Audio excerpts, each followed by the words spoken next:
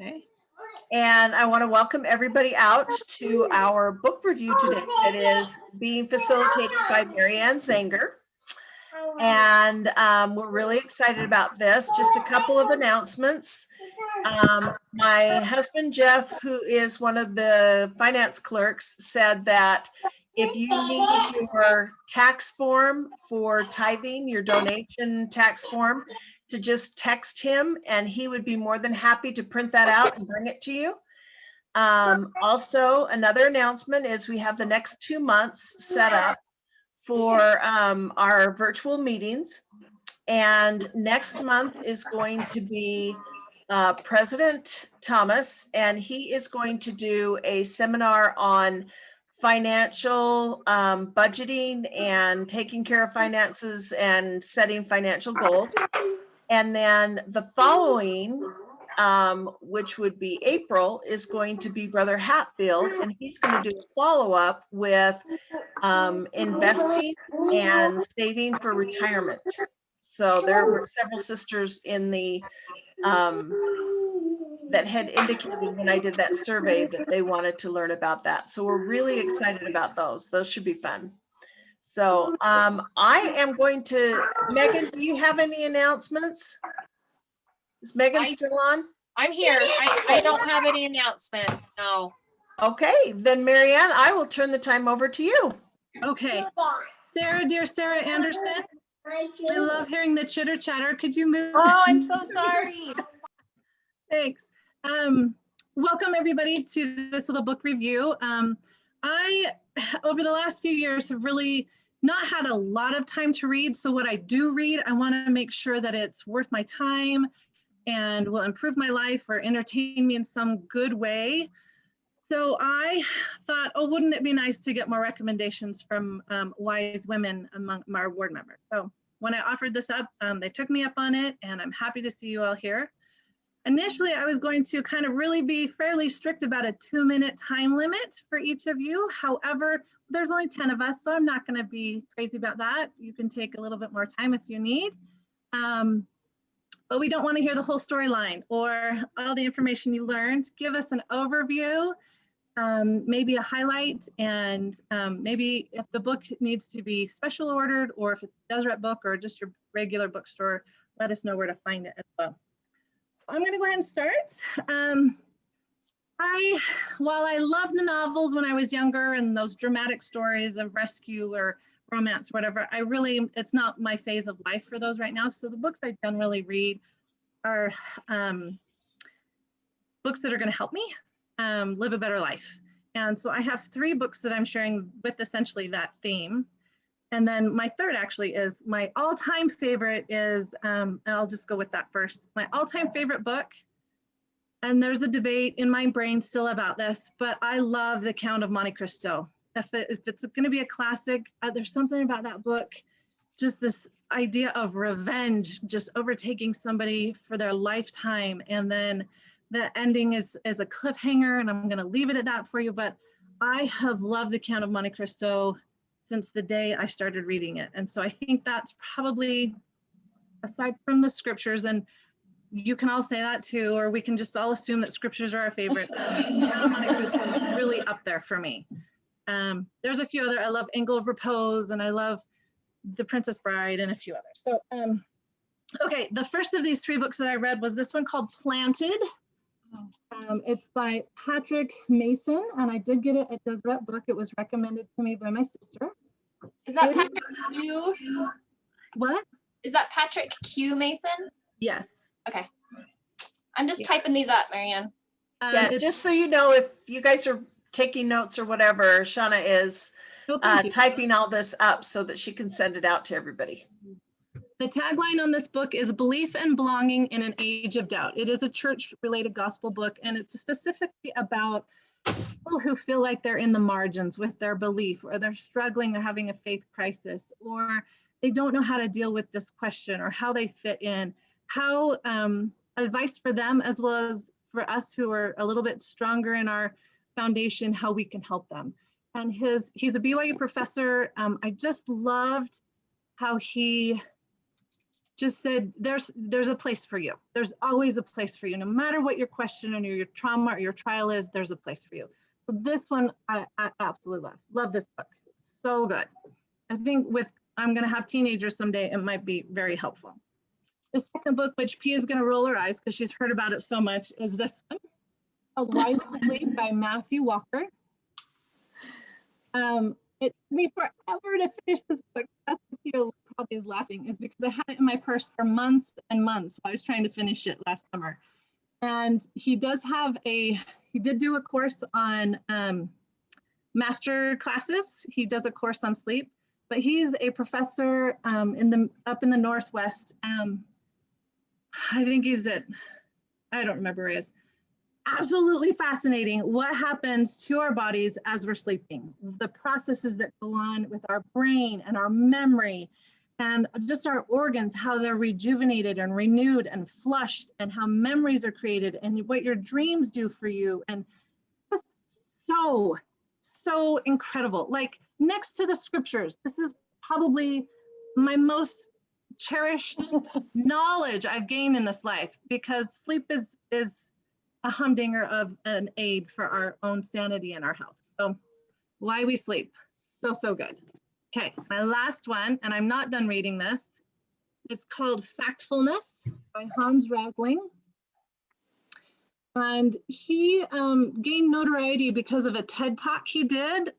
He's one of the top 10 TED Talks, and he had these graphs that just amazed people when he talked about the world and how it's doing in like poverty and vaccinations and just general world health and politics and so forth, and how it's progressing. The tagline on this is 10 reasons we're wrong about the world and why things are better than we think. And it goes through 10 ways that how our brain processes information, and how generally the way our brain processes information is not helpful to how we view the world. For example, there's the gap where there's the wealthy and the poor, and it's them and us kind of a thing. But the vast majority of the world lives in the middle, and they're doing really darn well. So we can feel better about the world, although we still have to worry about this.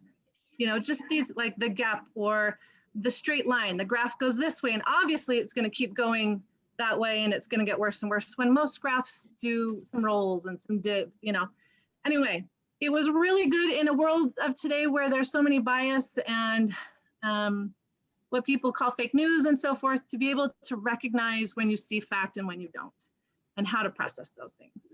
So those are my 3 books, and I'm probably over 2 minutes on that. And I love every one of them. And if you want to text me asking more questions about any of them, I'd be happy to answer any more questions for that matter. So I'm just going to go straight across my screen as to who I see next. And to my right is Shauna Swinyard. Shauna, would you do you have any books to share? You don't have to share, just. I do. I'm like, I don't even want to follow you though, Marianne, because like. No, I'm in a scholastic mind frame right now because I have these boys that I have to raise, and it's terrifying me. And how am I supposed to do that? So if it's wonderful novels, I would love to hear about, because I need a break every once in a while from all of this. Well, I don't have my books either. Like, you were like so prepared, but that's okay. That's good. So everyone can go after me and not feel so like, I'll set the bar really low. Okay. So my first was Work in the Glory, and most people have probably already read it or you've heard about it, but I had never read it, and I just thought, Abby, my oldest, started reading it, and I just thought, I'm gonna read it.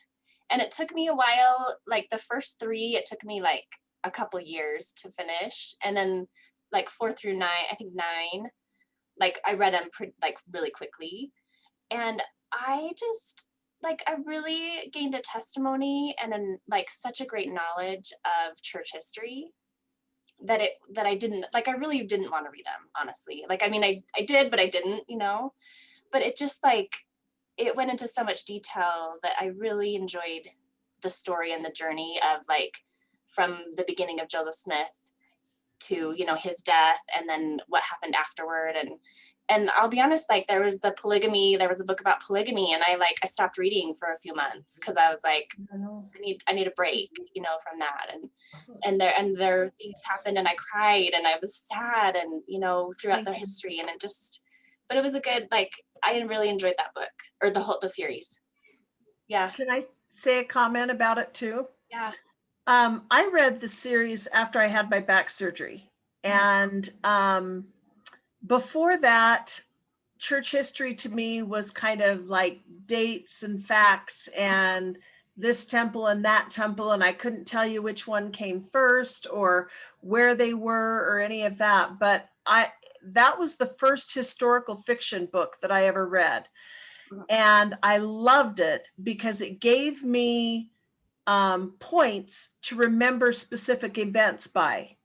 You know, this is what was happening with the family at the time that the Kirtland Temple was built, or, you know, where they went with Nauvoo, where did they go next? It brought everything home. Whereas if I just try and sit down and read a book about church history, there's no way I would have done that. So it opened a whole new world for me. And I love historical fiction in general now, which a lot of Gerald Lund's stuff does. Yeah. Marianne, did you have a comment too? Shauna, I read them when I was a teenager and I hardly remember them all. Would boys be interested in those books, do you think? I think Jim read some of them. Yeah. So, I mean, you know, it's worth a shot, right? Yeah. Yeah. I think 'Cause it's from a girl's perspective, right? No. It's like an No? all-knowing narrator. Oh, okay. So you jump okay. around couldn't into remember. everybody's. Yeah. And the Okay. main characters, the older kids that it kind of centers around are boys. Yeah. Okay. So I think, you know, of Might course be they get married and the girls get in there too, but Yeah. you know, the dad is one of the main characters and the two oldest boys are the main characters. Okay. Yeah. Yeah. Awesome. Okay, so my next one is called The Girl with Seven Names. And it's the subtitle is A North Korean Defector's Story. And I can't say her name. It's like Hyun-si Lee. I was going to say a specific one. But it's about this girl who grows up in North Korea. And I can't remember, I think her father dies. That's not like a spoiler.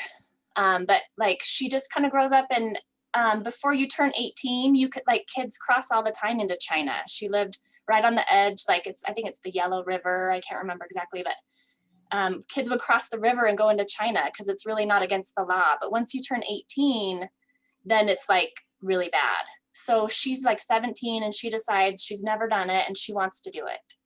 So she goes and she ends up like being kind of trapped, like she can't get back. And her mom tells her, like, they know you're gone, don't come back, and hangs up. And she doesn't talk to her mom again for like 10 years.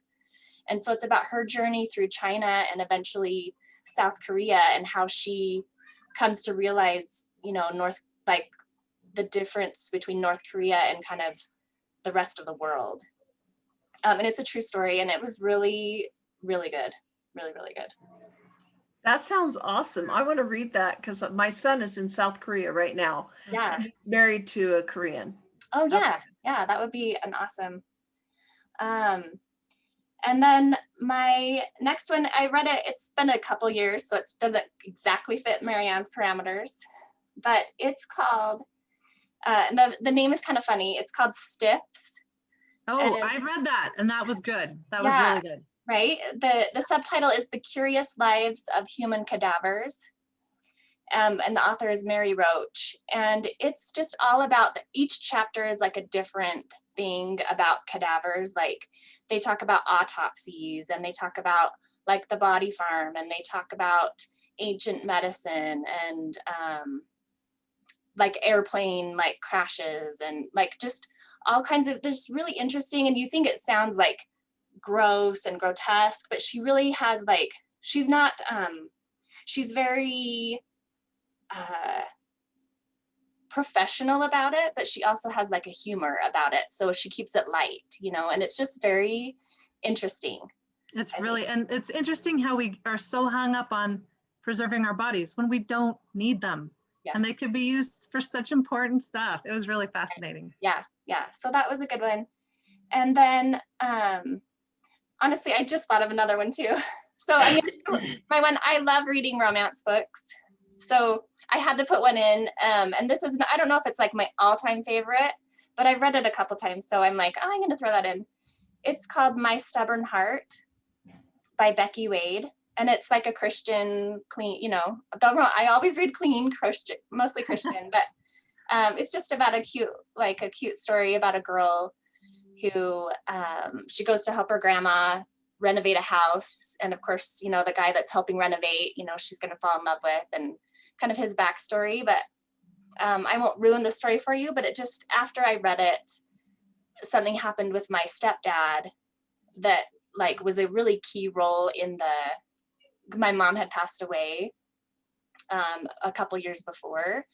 And just something happened with my stepdad. And after reading this book, I just felt like I had been inspired to read that book so that I could understand what was going on with my stepdad and like take a different look at it and approach it differently. So anyway, and it's a cute romance. But my other one that I just thought of as we were talking is called, and I wonder if Megan's gonna suggest this one, but it's called The Priesthood Power of Women. Are you suggesting this one, Megan? Totally. Go ahead though. Well, then you do it. No, because I really wasn't planning on sharing, but I've got a couple in mind, but please share about that one because it is so good. No, you share. No, go ahead. I'm all done. No. You're all So done? anyway, so I'll cut it off and let Megan do that one later. Okay. All right. Okay. Next to Shauna is Pia Williams. Pia, do you have some books you're sharing today? Yeah, I have two books that kind of my favorite of all time, so I'm just going to share both. One is The Hiding Place. Probably most people know that one. Wait, who's it by? Oh, it's by Corrie ten Boom, which is actually one of the people that experienced this story. It's a real story about these two sisters from Haarlem in Holland that were hiding people from the Nazis and eventually were in a concentration camp. But just an incredible book about faith and forgiveness and being, you know, follower of Christ. And it was funny because when I was in Holland, we actually walked those streets and all of a sudden there's the museum, the actual house where they had it. And that was, we went in there and got a tour and I really felt like it was a sacred place. You know, almost like temple-like, I don't know. It was very special to me. It's a very small place. But if you haven't read this, definitely read this. This is amazing. The other one that I read a long time ago is the full version. Was it 1,400 pages of Les Mis? Well And done. I probably cried the last 400 pages and I couldn't stop reading. Once again, just what it means to be Christ-like and just an unbelievable story. Of course, it's fiction, but I'm sure there were people similar that kind of went through some of the challenges. As far as the last 2 years, honestly, I haven't really read anything that was like so amazing. So I'm gonna talk about something else. This is a light read, but it's one of my favorite books. It's called Blackmore by Julianne Donaldson. Unfortunately, she's only written like 2 of these proper romance novels. It is so good. It is so good. The first one, Edenbrook, and the second one is called Blackmore. I I almost didn't know that. I just, they're so witty, the way that Mhm. the female and male kind of banter back and forth. It's read some other proper romance novel, but none of them have been as good as these. And last, I want to just mention this series, the #1 Ladies Detective Agency. I don't know if any of you are familiar. I just devoured those. I thought they were just so lovely and fun to read something about an African country, an African culture, and just that you fall in love with the character. What is her name? Let's see. It's been a while since I read those. But yeah, it's kind of like a Miss Marple, but you know, Africa, and love those. So that's kind of my favorites. The 2 that I read this last few years, 2 among many, is The War That Saved My Life by Kimberly Rebecca Bradley or something like that. And it's more of a juvenile book, but it was very informative. Mhm. about what it was like to be a child in England during World War II, having to flee to the country. Anyway, and then the other I one was, love that book too. who's Such a saying that? good book. Eiley. Eiley. I love that book. I read both of them. The War Yeah. That Saved My Life and The War I Finally Won. Both of them were excellent. Yeah, really, really good. And then the Where the Crawdads thing So was the good. other one. And it was a good read. It was just, I love books that put me in a world that I'm so, like, I'm not familiar with, and I learned something. And yeah, that was with the book club, and I don't know, that's me. Thank you, Pia. All right, next in the row is Sarah Anderson. Did you want to share anything with us tonight? Boy, I hope you guys can hear me. I'm gonna try to go in a quiet room, so I'll talk as long as I can before my kids follow me. No privacy. I have 2 books and maybe 3, but one that I'm gonna hide in this room. One that I just finished reading was a book that was recommended to me by Cami McMaster. It's called Complications. I'm trying to remember the subtitle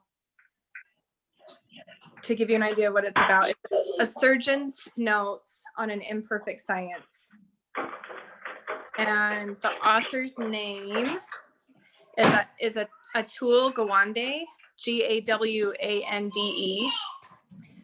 It's this really cool book that this surgeon, guys, can I talk for just a minute?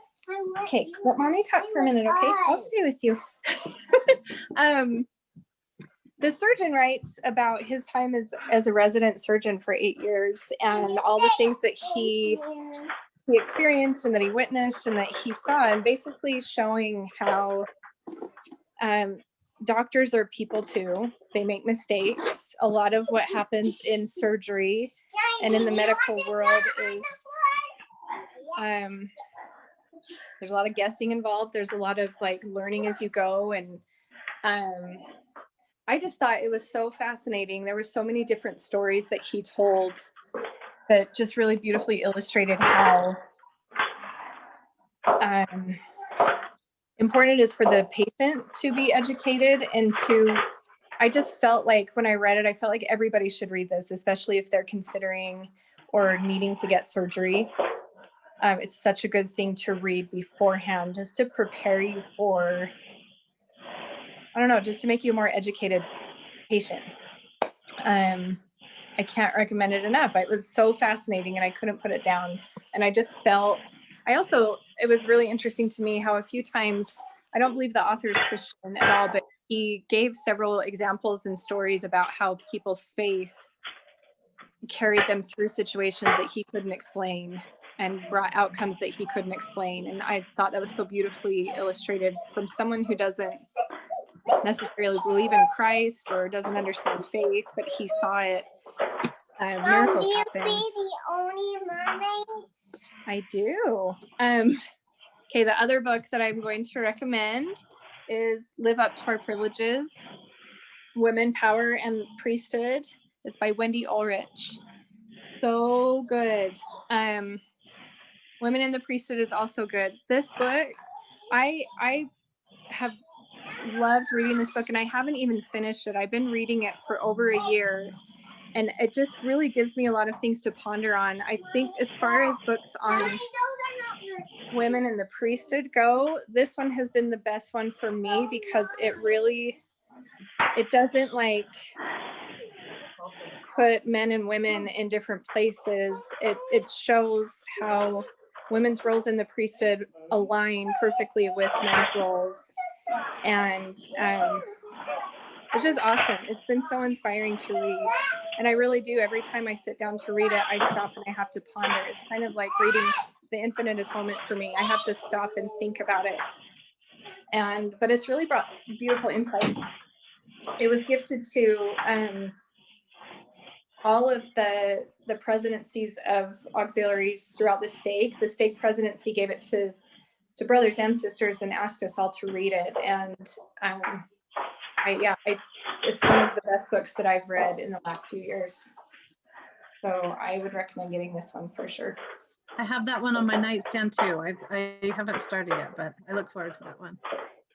Thank you, I mean, Sarah. for Did me, you have talking any about this others? before. Sorry, I didn't mean to cut you off. Did you have any others, Oh, Sarah? no, that's it. Do you have what about an all-time favorite? Oh, that's really hard. I love John Steinbeck. Really, anything John Steinbeck wrote, and Mark Twain, and Charles Dickens.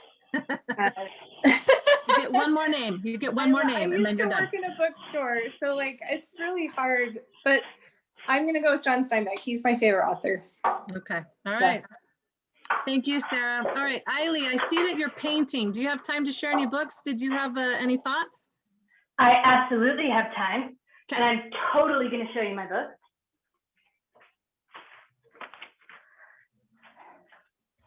All right, so this is my favorite author.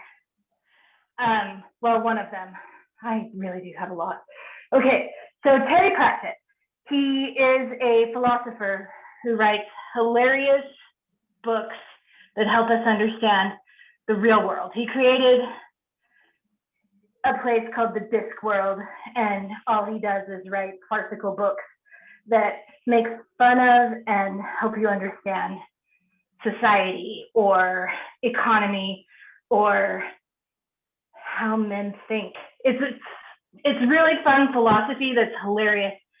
I read one of the books from this guy when Davis was born premature, and I was stuck in the hospital and thinking, my child's possibly going to die. How am I going to survive through this? And it brought me laughter. And so this author still is like balm to my soul. I love reading his books. My favorite one by him is Nation, which is not set in Discworld, but the people in the story go through a huge disaster. And it shows like human thoughts and human ways that they're trying to recover from this huge disaster. They live through a tsunami, and they live on a little island, and they're like a native group. And then there's this one girl who came from like England, and she was on a ship, and the ship wrecked on the island in the tsunami. And it's just hilarious to see like how they work so hard to keep things in their perspective when maybe their perspective doesn't work anymore.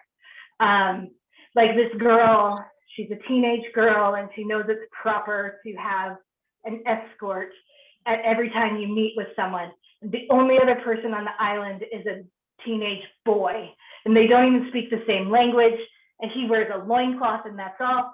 But she feels that she's gonna get to know him because he's the only other person, and they have to survive together. And she realizes she needs a chaperone. So she's like, come visit me, and the dead captain's body is the best thing I have.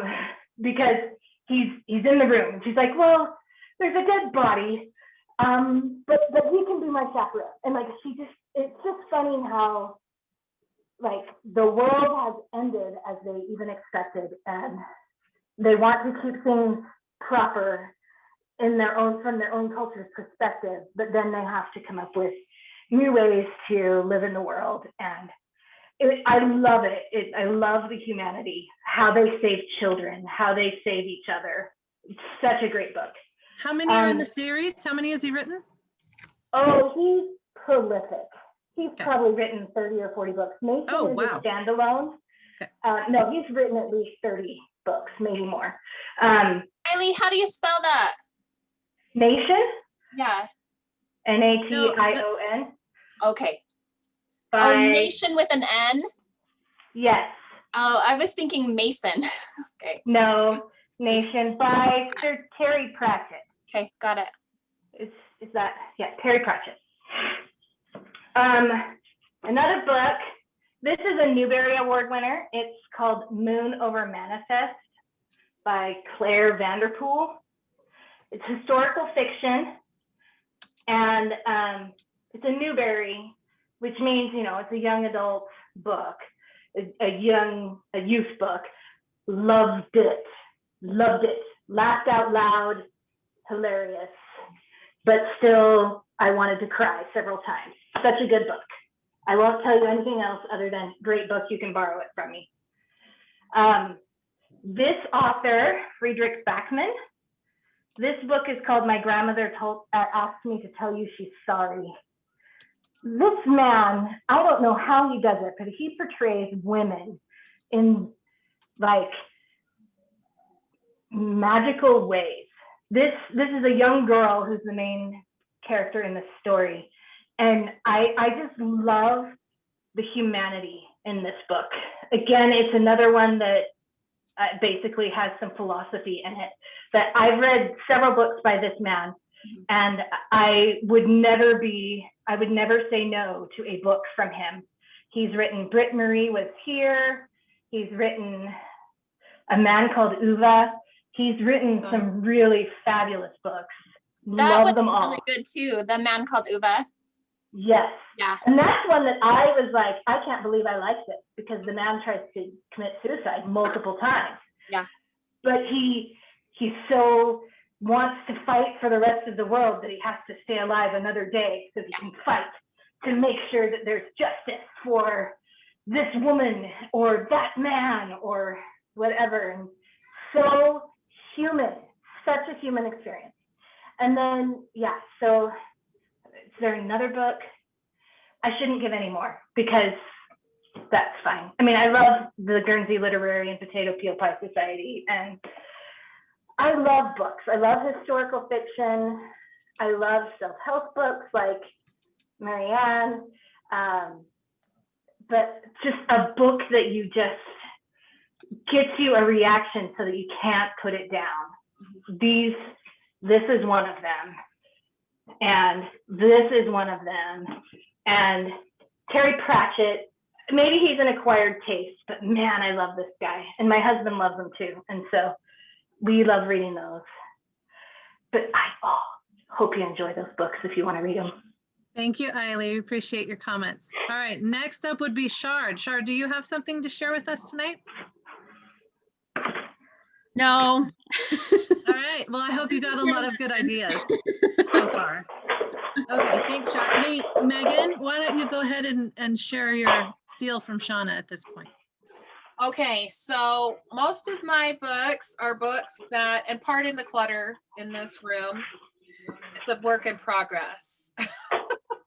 We're collecting old furniture from our son who's getting married. And anyway, it's just gathering in this one room. But most of the books that I have to recommend are books that you can listen to on Deseret Book Club. Is that what it's called? Bookshelf, because I need to be like, I just have a hard time sitting still and reading and not falling asleep. So I listen to a lot of books. And the one that Shauna had said, The Priesthood Power of Women, it's by Barbara Morgan Gardner. And it was so interesting to me. I finished listening to it right before President Nelson gave his talk about women in the priesthood. And it's just so beautiful. It just opened my eyes to a lot of things that I hadn't considered before. Yes, Megan, hang on a second. Yeah. Hey, Eiley, could you mute your rolling there for us? Oh my heavens, yes, absolutely. Thanks. All right, thanks, Megan. Yeah, you bet. I mean, I always felt and knew that I was blessed by the priesthood, but it just opened to my eyes about how we do hold priesthood power. Like we have access to the priesthood through the covenants that we make in the temple. And, you know, there are parts of the temple where it's just women who help us. And obviously they're using the priesthood to bless us and bless the lives of the people who we're doing work for. So it's awesome. If you haven't read it yet, please read it. It's just a beautiful, beautiful book. Another one that I'm trying to, it might have been more than 2 years, maybe not, but Gail Miller's book called Courage to Be You. So good. So good, right? I love her. She's an amazing woman. She came from like nothing, like from scraps. really from nothing. And she talks about how she learned hard work and just how she's really a self-educated woman, and what her relationship was like with Larry and how she came into her own through that relationship. And then the woman that she's become since his passing. I mean, she is awesome. So much respect for her. And I am so moved by these stories because I wonder about myself. If I'd been born into different circumstances, would I have had the fortitude to change my path? Or would I have just stayed in the same pattern that I was born into?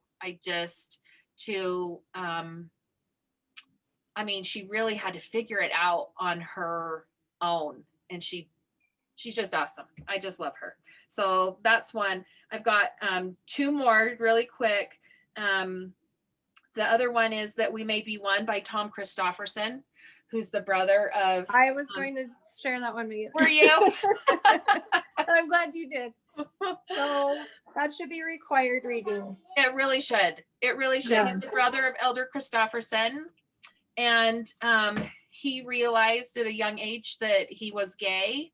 And he talks about his story of what an internal battle that was for him and how he tried to pray it away, as we hear so often from people who are gay and in our religion, and how it just was so painful. It became too painful that he left the church. And he was actually in a long-term relationship with a partner of 19 years when he received inspiration, revelation, and a prick in his heart to look at the church again and to become active. And it still makes me cry because he left a whole life behind to follow the Savior. It's just tender. I just cried through the whole thing. And so if you want warm fuzzies and if you want to be inspired and just feel the love of the Savior and see what he can really do for someone, for any of us, that is a book to read. Meg, can I say something? Yes, please. Just to me, it was one of the most pure, sweet testimonies of the atonement. I mean, it was so beautiful. And if that alone was a reason to read it. I just loved that. I love that. Thank you. Okay, and then just one more. It's actually a children's book, and it's one that Emily Wallace let me borrow. It's called The 3 Questions, and it's based on a story by Leo Tolstoy. So if you don't have time to read Tolstoy, this is a good option for you. It's by John J. Muth, M-U-T-H. I'm not sure how to say his last name, called The 3 Questions. And the questions are: when is the best time to do things? Who is the most important one? And what is the right thing to do? And even though it's a children's book and it has these beautiful illustrations, like this is one where I had to stop reading it and ponder like you were saying, Sarah, I mean, this is such a simple book, but it's so beautiful. I had to stop and ponder and just really think about the lesson that was being taught and how I should internalize that for myself. So we shared it with our family.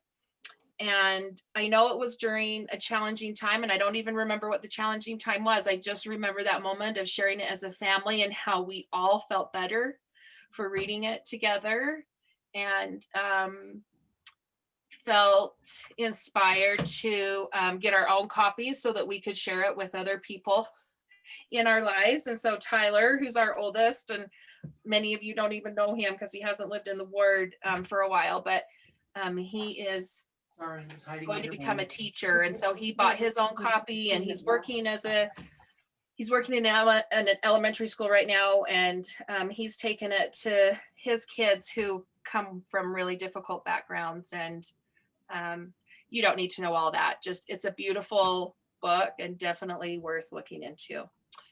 And that's all. Megan, do you have an all-time favorite? I don't know if I have an all-time favorite, but as you've asked that question, I've thought The Help is a book that I loved and that I could just go back and read over and over again. Yeah. And whenever the okay. movie comes on, like I stop whatever I'm doing and I watch the movie. So Love I don't know it. if it's an all-time favorite, but it's definitely one of my favorites. That is a good one. Okay. All right, we will move on. Thank you, Megan. Julie, did you want to share with us tonight? Sure. Awesome. Okay. I'm going to go through these fast because there's a lot, not 3. Oh, no. Okay. All Yes. classic, made me laugh. I just loved it. And I love short chapters. It's a quick, easy read. Yep. So that's that one.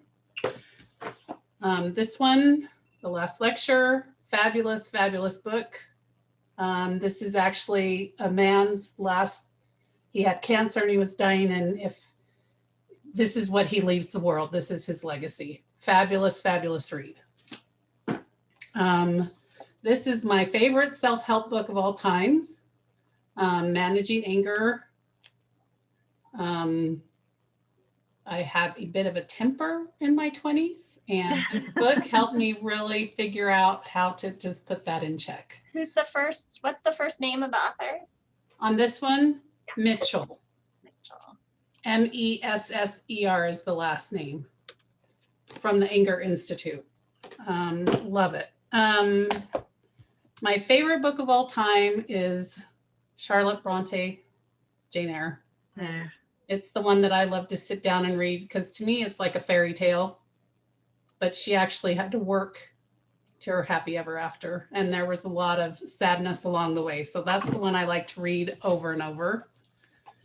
Anything by Jack Wayland for your teenage daughters are all good, uplifting, positive, fantastic. I forgot about him.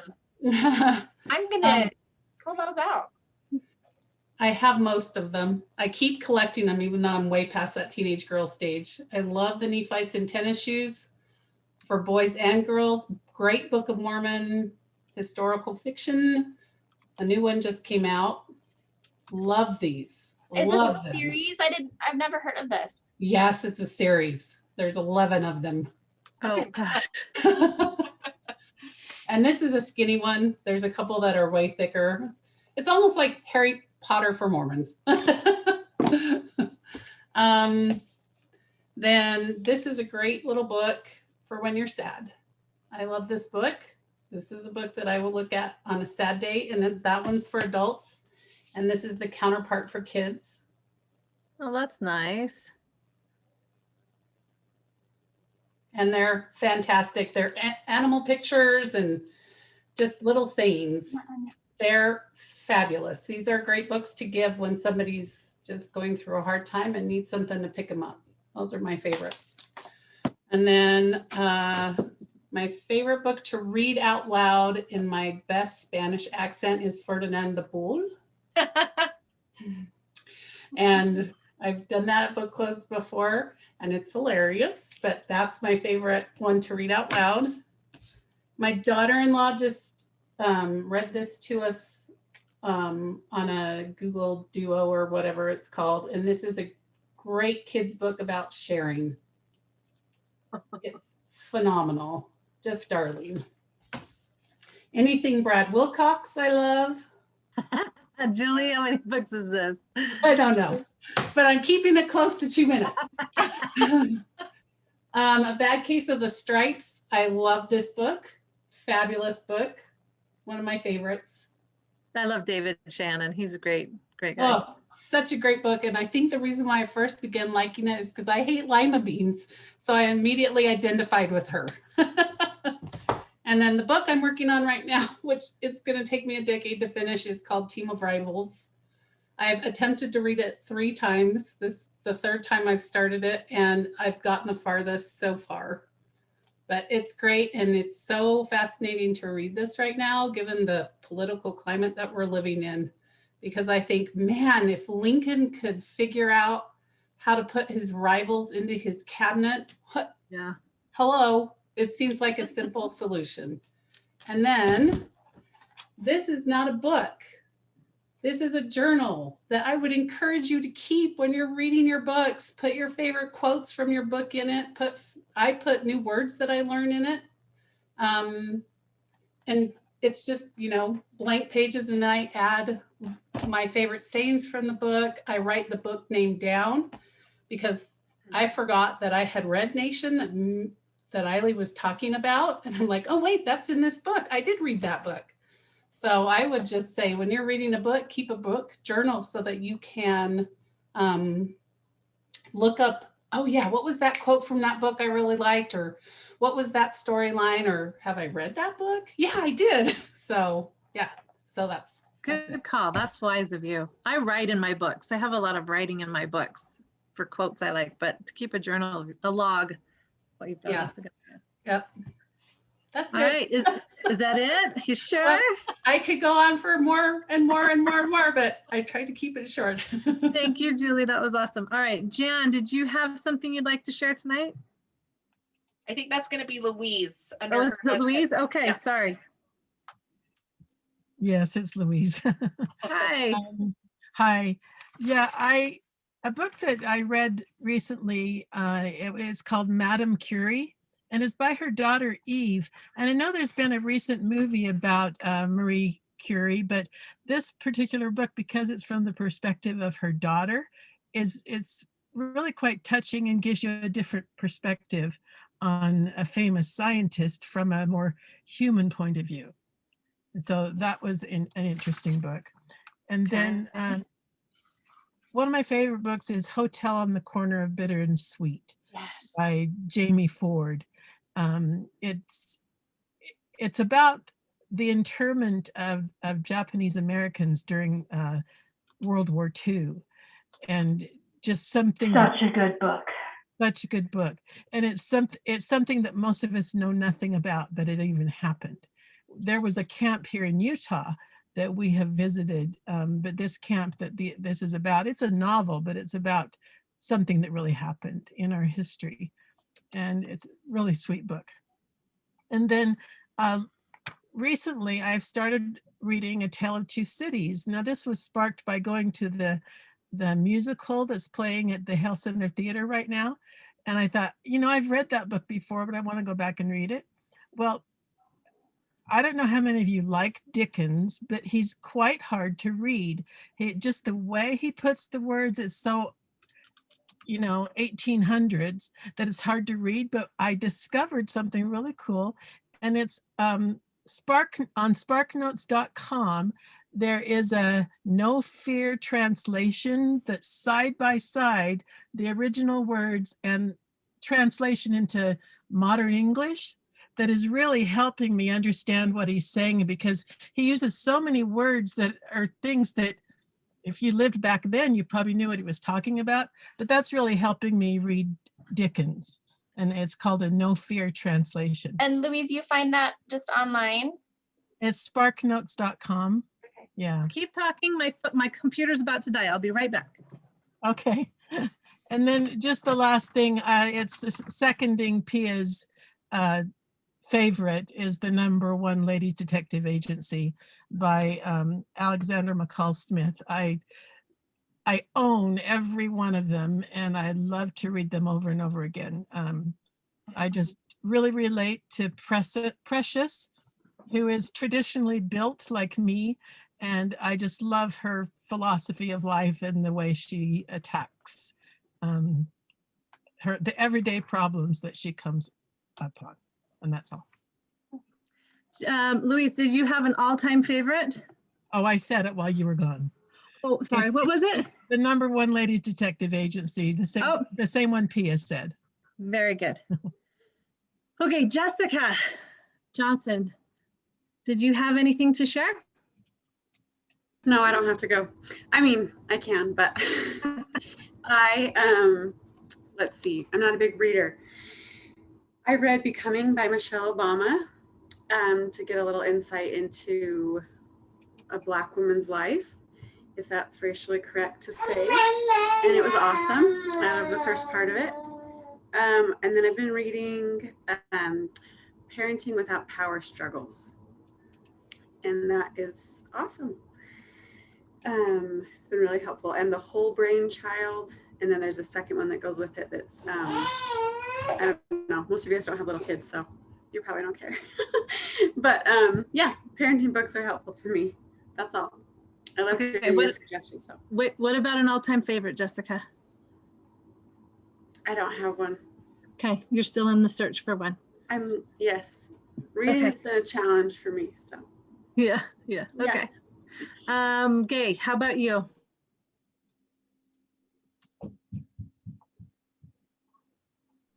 Now I have to remember to unmute there. My favorite genre is youth fiction, and that's because it takes me away and I don't have to think real hard to read it. And so starting with youth fiction, one of my favorites is called Atlantis Rising. I brought it up and I forgot. Okay.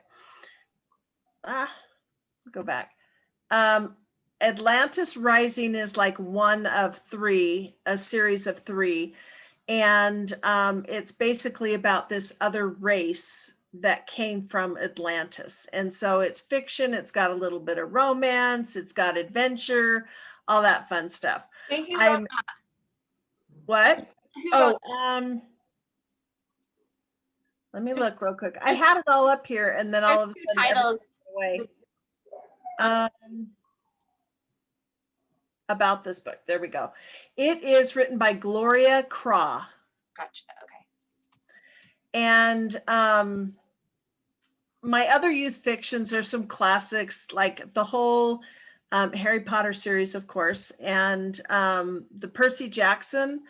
And those are dear to my heart because those are books that I read with my kids or read to them. And it was kind of funny because when I was reading Harry Potter, we got to about the fourth book and my one son was just really into it. And I don't know if it was Christmas or something, but I just wasn't able to sit down and read with him like I had been. I was really busy and he actually picked up the book and started reading it himself. And he was not a very good reader at all. And I attribute that to a huge growth in his reading. And so yay for Harry Potter. And I did the Percy Jackson series, and then I got into the Olympus series. And you need to understand that when I was young, reading was hard for me. And I was not much of a reader. So for me to read these Olympus books that are like this thick was just amazing. And I did it all as an adult. I did not learn to love books until I was an adult. But one of my all-time favorites, I just recommended to my daughter. And this, I don't have the book with me. It's in her room. And that's probably backwards. But anyway, it's called Phantom by Susan Kay.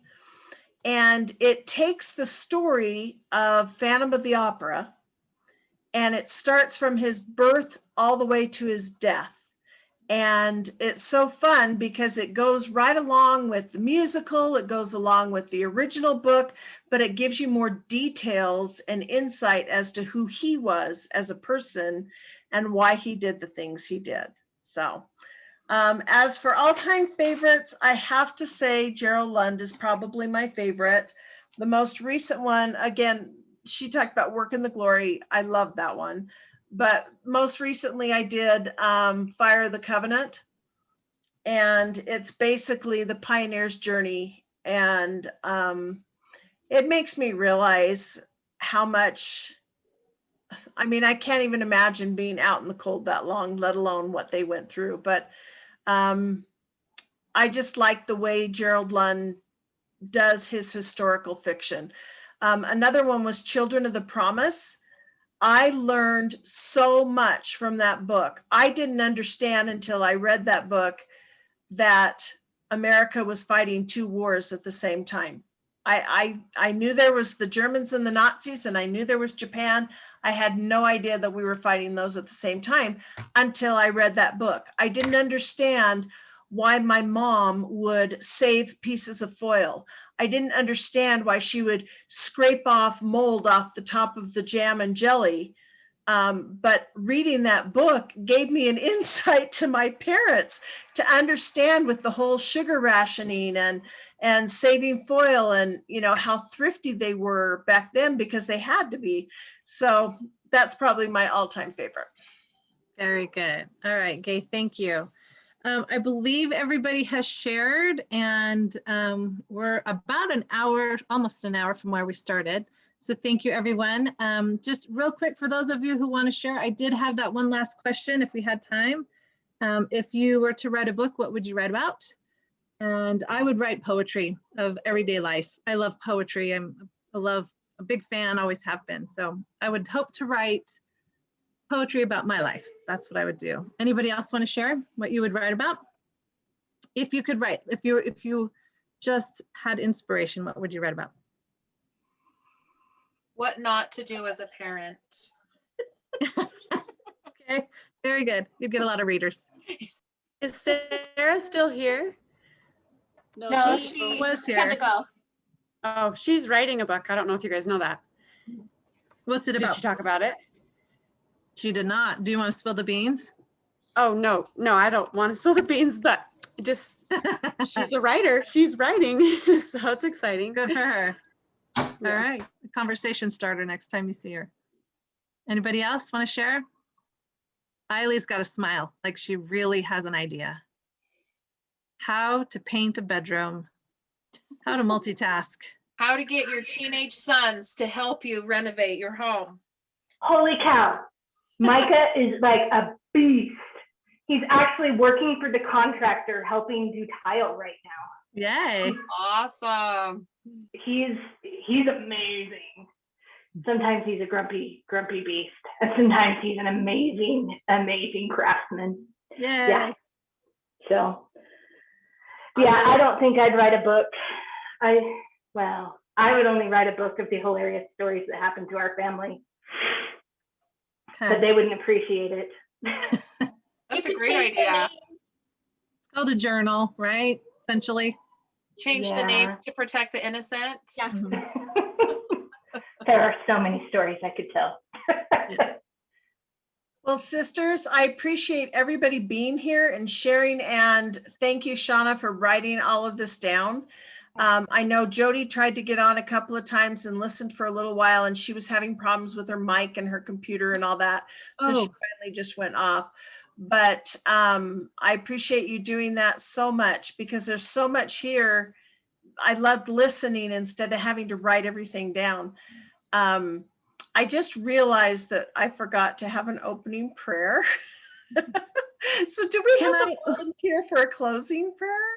Hey, Gay, let me just add one thing. There was Candace Wright sent in her request, her book review, and she said, oh, does she? Oh, okay. She gave me a link to the book. It's about a man who has Lou Gehrig's disease, and she wanted us to know about it. Hold on, it's coming up. Is it Tuesday? Navigate the Strait. It's called Navigate the Strait by Bradford Smith. And that was her recommendation.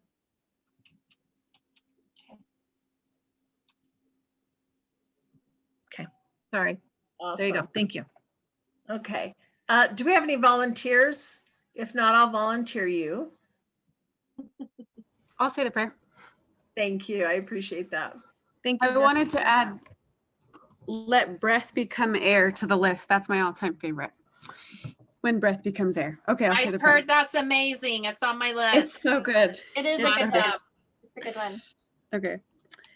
Heavenly Father, we're grateful to have each other as sisters and friends. We're grateful to have the opportunity to be educated and literate, and to have so much available to us to read and learn and We're grateful for Marianne and those who have helped put this together. And please help us to find ways to educate our minds and help others with the things we learn.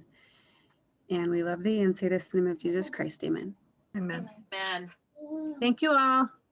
Hey, Marianne, Yeah, are you writing poetry right now then? no, I wish I had the ability to, but no.